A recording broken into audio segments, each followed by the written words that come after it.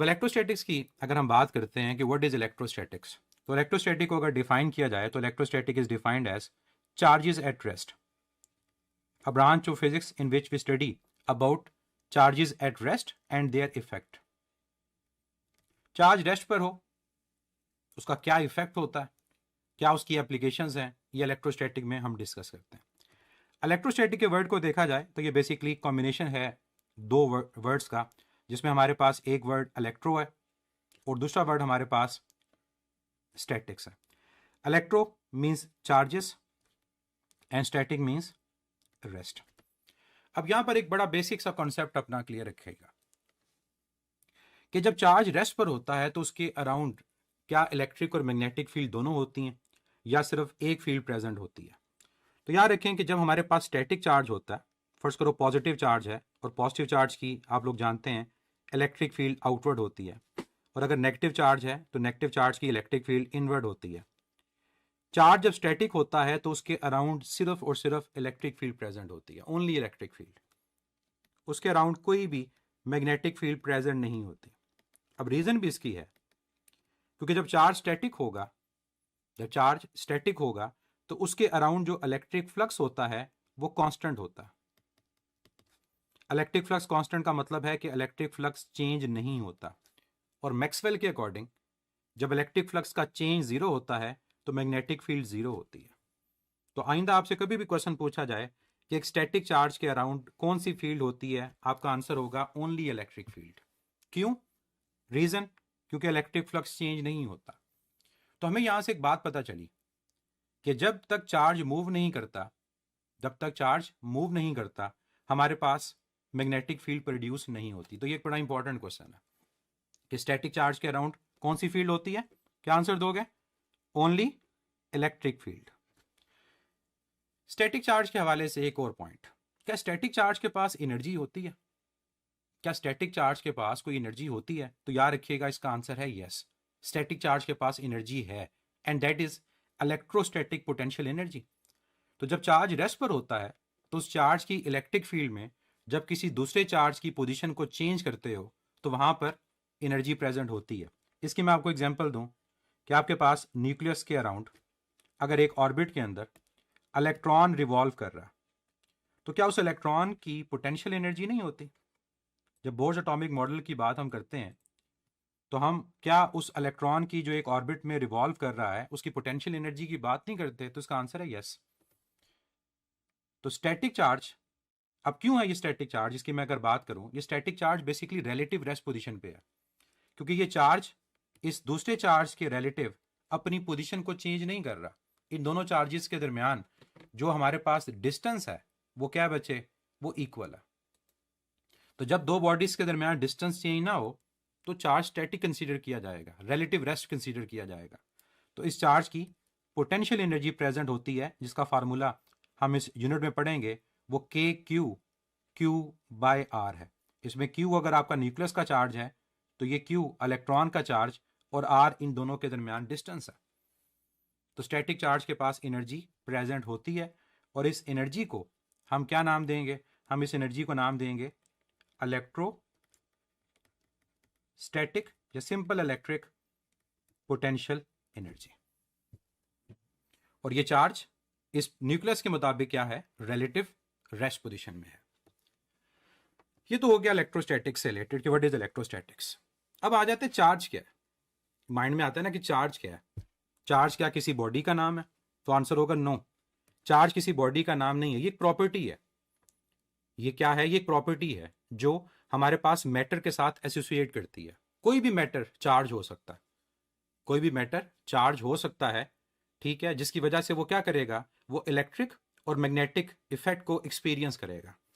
तो electric charge को अगर आप डिफाइन करो कि व्हाट इज इलेक्ट्रिक चार्ज, तो electric charge is the property, it is the property जो किससे एसोसिएट होती है? एसोसिएटेड विद मैटर के साथ। और इसकी वजह से होता क्या है? Due to which it experience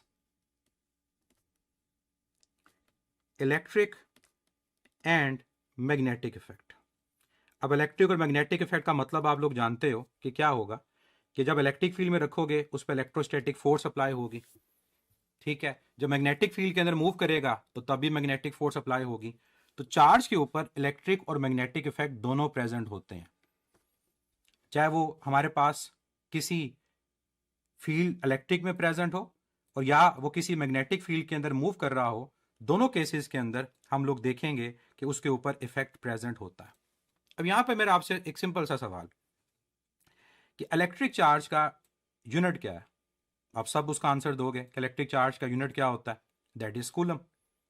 तो क्या ये इलेक्ट्रिक चार्ज का यूनिट कूलम ये आपका बेस यूनिट है?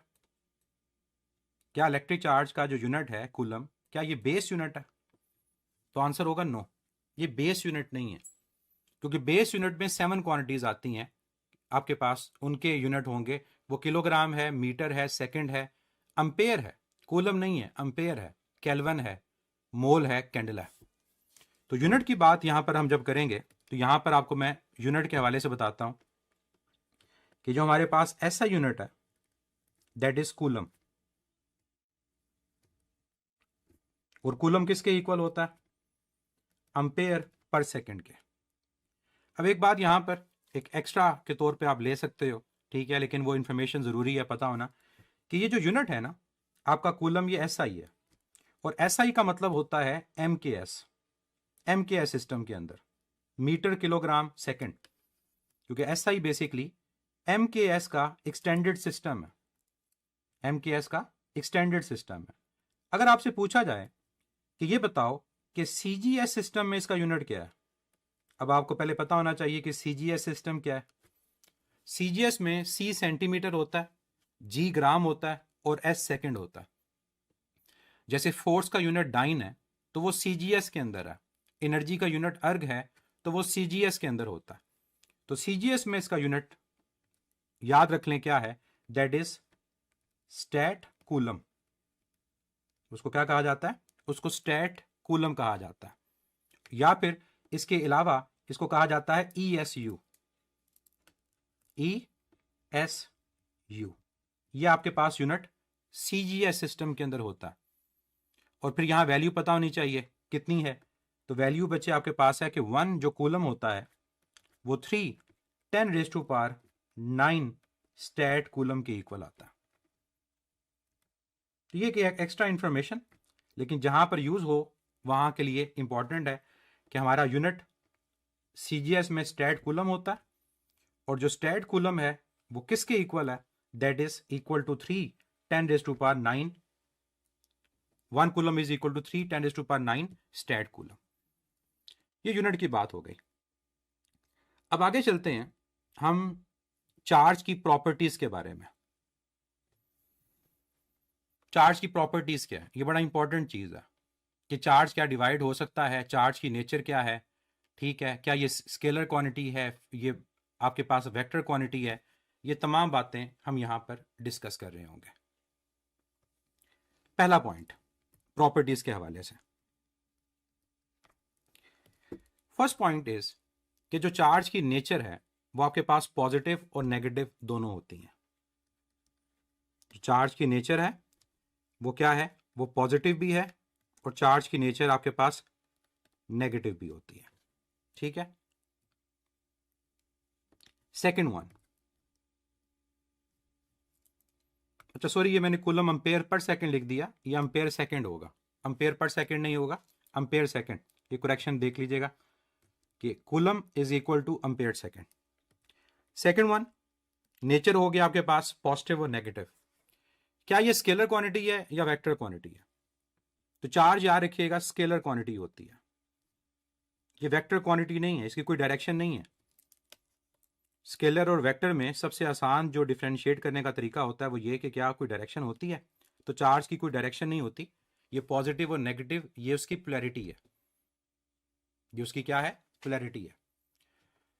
फिर स्केलर क्वांटिटी के हवाले से ये भी आपको पता है कि जो क्वांटिटी आपके पास स्केलर होती है उस पर वेक्टर्स के एडिशन के रूल्स अप्लाई नहीं होते। क्या कभी आपने सुना कि चार्ज को हेड टू टेल रूल से ऐड किया जाएगा? आंसर होगा नो, कभी चार्ज पे head to tail rule apply तो नहीं होता।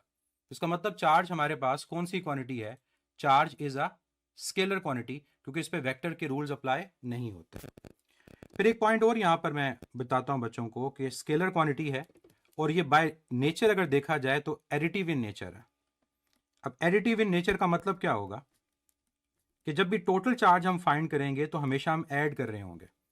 फॉर एग्जाम्पल, हम अगर कहते हैं कि एटम हमारे पास न्यूट्रल है, तो एटम के न्यूट्रल होने की वजह क्या है?